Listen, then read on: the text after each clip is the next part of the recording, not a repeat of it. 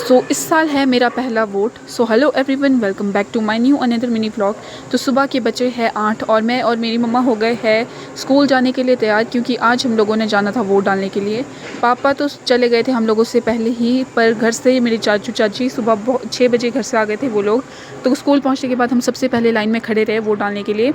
तो हम लोगों ने वोट डाल दी थी। फिर उसके बाद हम लोग गए ढली पानली बैठने के लिए दादू दादी के घर, और हम लोगों ने ब्रेकफास्ट भी नहीं किया था, इसलिए हम लोग खाना खाने उनके घर ही गए। तो हम लोग पहुंच गए थे उनके घर, और साथ में यहाँ से दिखता है नीचे कोटखाई बाज़ार। तो जब हम लोग उनके घर पहुंचे तो हमारे गांव के एक दादू वहाँ पर आए हुए थे पहले से ही, तो दादी भी रेस्ट कर रहे थे। पहुँचने के बाद मैं लगी थी फालतू की स्नैप्स बनाने, क्योंकि मैं हो रही थी बोर, क्योंकि इन सब लोगों की तो इलेक्शन की बातें हो रही थी।